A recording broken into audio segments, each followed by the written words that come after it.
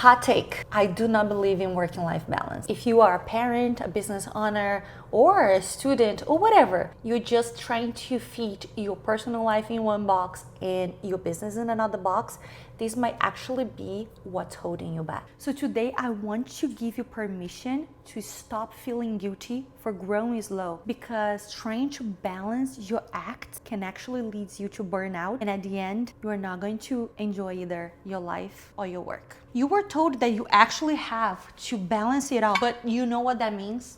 It means that you're always going to be cut in half. It's just like a scale, for example. If you want to balance two things, half goes one side, half goes on the other side. This way, the scale stays the same. But guess what that also means? That half of you is going in one place and half of you is going on the other place. So you're never fully enjoying either work or life. So I truly believe that the scale should tip one side and should tip to the other side from time to time. And that is okay. To succeed in doing so, you must start a business that is rooted in your family and personal values. Let's talk about this.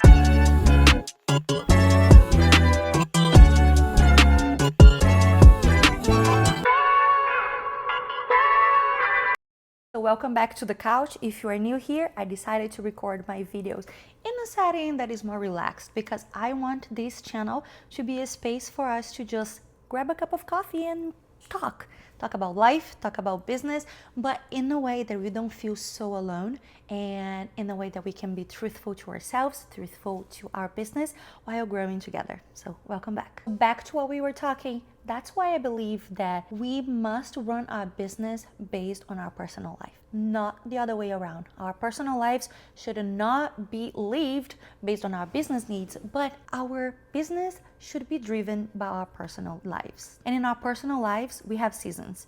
There are seasons that we are busier. For example, we are just wrapping up summer here, and summer was a little bit insane over here.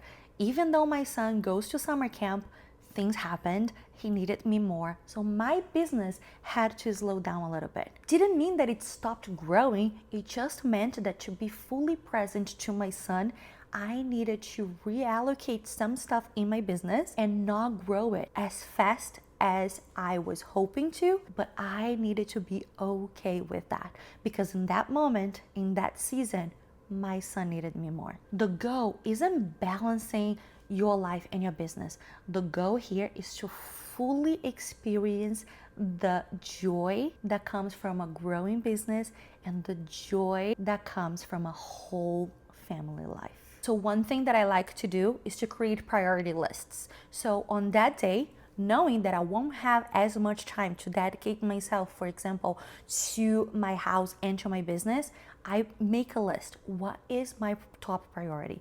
Doing the dishes or preparing a lesson for my students, for example. In that time frame, I will decide which one must get done first. This gives me a north, a direction, a sense of, okay, I'm doing what I have to do, but also gives me peace knowing that, for example, the dishes can be done later when I am done with dinner. The dishes in the sink, they have to be done, but they are not important, not at the moment. That can wait.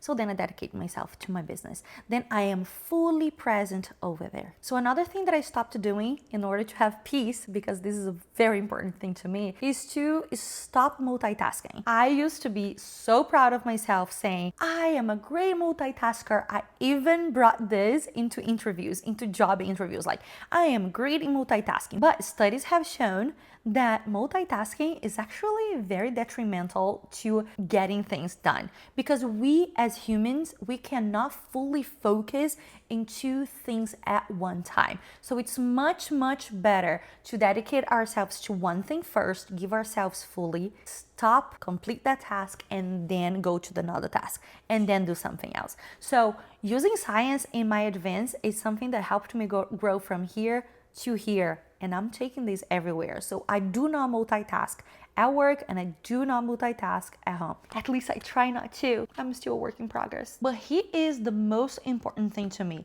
The one thing I had to do in order to keep growing. Change my mindset. Growing slow doesn't mean I'm not growing. It means that I'm growing deep. A slow growth means deep roots, and deep roots can bring strong trees later on. So changing my mindset, believing that I had to get everything done and done fast, only led me to burnout. This is another episode for another day, but I had a very bad burnout about 2 years ago that I do not recommend to anybody. And if I can do anything to avoid going back to that dark place, I will. So working on my mindset, allowing myself to slow down, reevaluate what is important to me, reevaluate success, redefine success, and allowing myself to grow slowly but grow deep so my fruits can come from a strong tree, I will. And I invite you to do the same. If you are trying to keep up with this industry in a pace that is almost unsustainable, allow yourself to stop and breathe.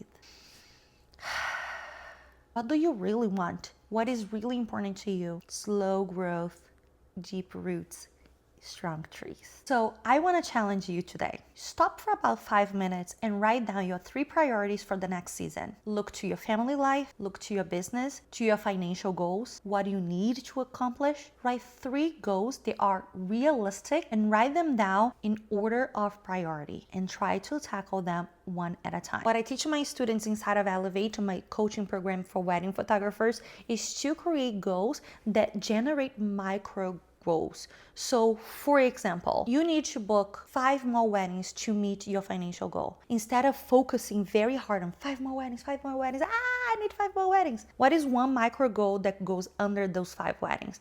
Oh, I need to post 5 times on Instagram. Oh, I need to blog twice a month. I need to go to one networking event. So those small single blocks are more achievable and can help you, can sustain your final goal, so you don't have to freak out. Then write down 3 personal goals. And again, with those supporting blocks, what can you do to support those goals? Then you're gonna look back into your list and you're going to ask yourself, but give yourself permission to be honest here. What are the top priorities? Then ask yourself, am I giving myself fully to one side and then fully to the other side? Or am I trying to divide and conquer? Therefore, dividing myself is stretching myself too thin, only bringing in anxiety and not getting things done. Then write down, how am I going to stop stretching myself so thin? What are the areas that I can stop multitasking so I can start focusing and getting things done? When you're done, please comment below.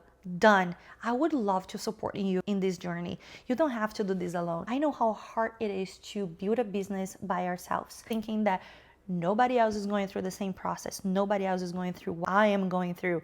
I am the only one struggling with this. Guess what? You're not. So don't do this alone. Go ahead and comment below. Done. So we can start helping each other to grow. Just opening a space for conversation. Make sure you like and subscribe. This is a new channel. I'm still learning, but I really hope we can learn together. And I can't wait to see you next week.